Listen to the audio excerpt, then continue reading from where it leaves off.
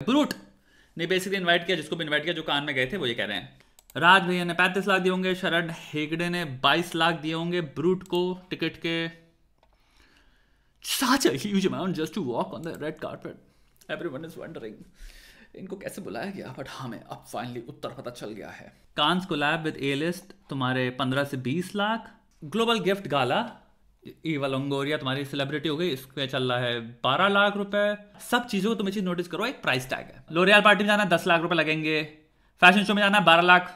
और क्या है, नाओमी कैंपबेल के पार्टी में जाना है 13 लाख 25 हजार रुपए लगेगा। 13 लाख आप दो और आपको बस खड़ा होने के लिए होगा कि मैं आ गया, मैं यहां हूं इस कमरे में। और ये पार्टी इतनी इंपॉर्टेंट है, इतनी बड़ी है, ये बहुत बड़ा है, ये बहुत बड़ा है, सबको बता दो, सबको बता दो। कितने ज्यादा visual cues, psychological behavioural cues exist करते हैं, सारे इसमें घुसा दो, ताकि इंसान ये भी ना हो एक सेकंड के लिए क्वेश्चन करे कि कुछ इंसान कुछ कपड़े पहन के एक बिल्डिंग के अंदर खड़े हैं। सत्य ये है, बट ये ना हो तुम ये देख पाओ। तुम्हें देखना है कि कुछ हो रहा है जो कि मुझे कभी नहीं मिल सकता, मैं कभी पार्टिसिपेट नहीं करता, तो बहुत ही बड़ी चीज हो रही है जिससे मैं कंप्लीटली एक्सक्लूडेड हूं यार।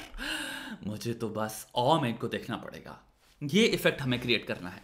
अगर हम नहीं करेंगे तो लोग पैसे क्यों देंगे भाई? 12 लाख।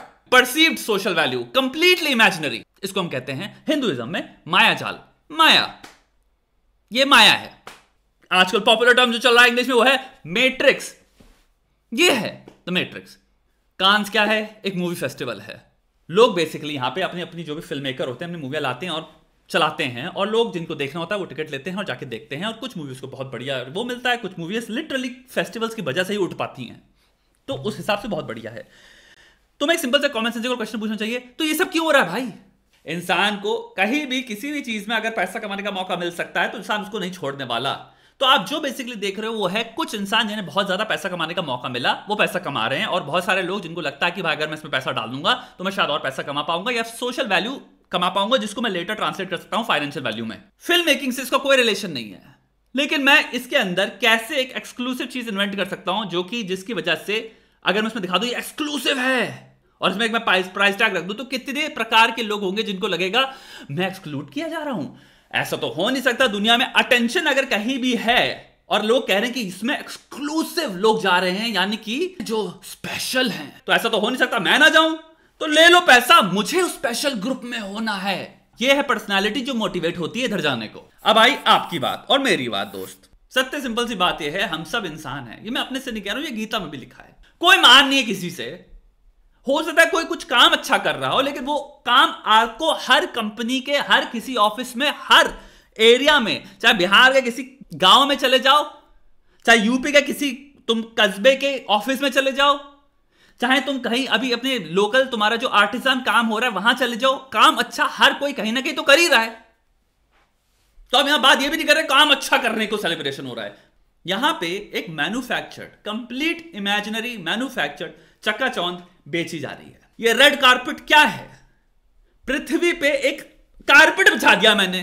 पृथ्वी पे, पृथ्वी क्या कभी भी किसी क्षण में यह हुआ था कि कह रही है सुनो ये पार्ट जो है ना ज्योग्राफिकल लॉन्जिट्यूड और लैटिट्यूड ये बहुत स्पेशल है भाई? पृथ्वी तो नहीं कहा ना।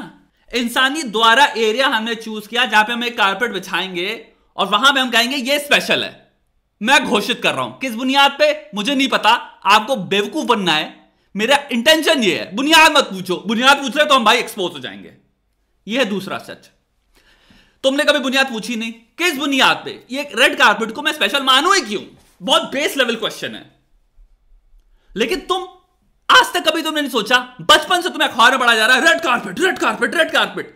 इतना कस के हमें जो ब्रेन वॉश कर दिया गया है, तुम मान के बैठे रेड कारपेट कुछ होता होगा।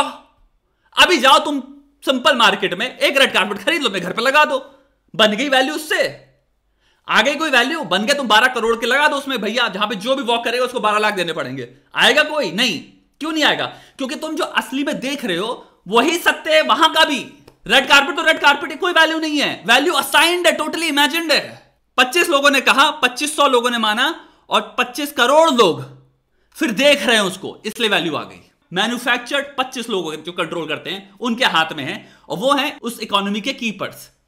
सबसे ज्यादा प्रॉफिट वो कमा के लेके जाएंगे। जिंदगी में दोस्त मेरे, अगर तुम्हें समझदार बनना है तो मैं धातु को धातु की तरह देखना पड़ेगा। आत्मा तक के रूप में देखो। मैं क्या देख रहा हूं?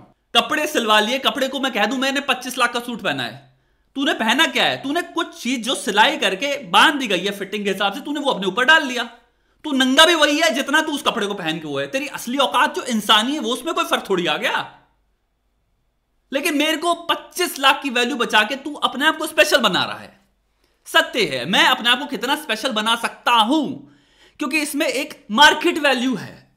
यह है पूरा खेल। तो यहां पे आप जो देख रहे हो कुल मिला के भारी मात्रा में नार्सिसिज्म की बात हो रही है, सेल्फ सुपीरियोरिटी की बात हो रही है। मैं कैसे प्रूव कर सकता हूं किन किन एवेन्यूज से कि मैं स्पेशल हूं? नहीं हूं। वो जगह भी स्पेशल नहीं है। धरती है, पृथ्वी में कब, इस पृथ्वी में और उस पृथ्वी में, इस धरती में और उस धरती में क्या फर्क हो गया? धरती तो धरती है।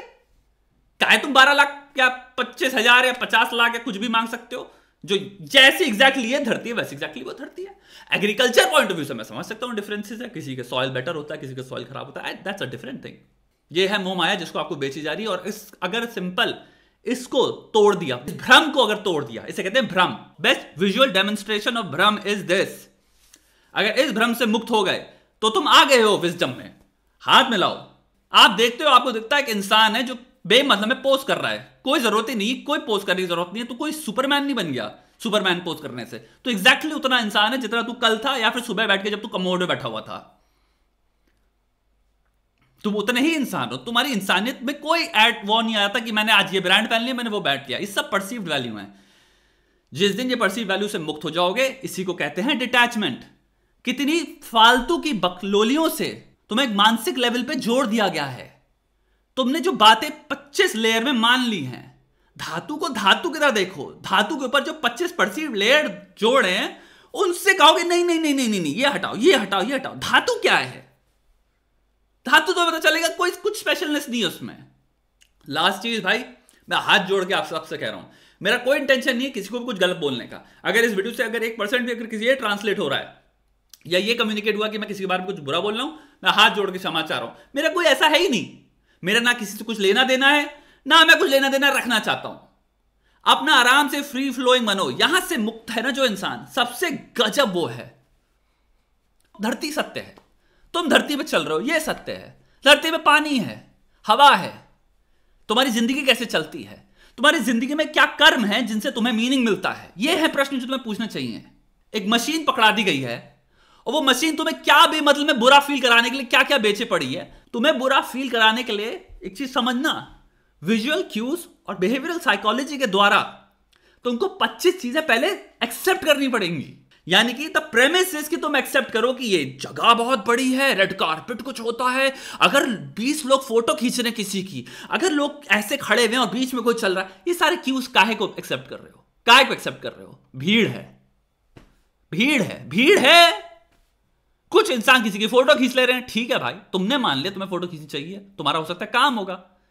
कोई एविडेंस नहीं है किसी भी प्रकार का कि भाई ये इंसान, वो इंसान जो मेरे घर के 4 घर दूर रह रहा है या 4 मार्केट दूर पर, जो कलाकार है, जो अपना काम कर रहा है, चिकन वर्क कर रहा है, या कोई तुम्हारा आर्टिसान है लोकल, उससे कोई बहुत ज्यादा इंपॉर्टेंट है। ये मेरे को बेचा जा रहा है, यहां पे मेरे को समझाया जा रहा है, सिखाया जा रहा है। जितने भी प्रेजुडिस, रंग ढंग, अस्त्र वस्त्र, तुम्हारे कपड़े शपड़े, सब कुछ जो है, सबका मोह माया समझो कुल मिला के।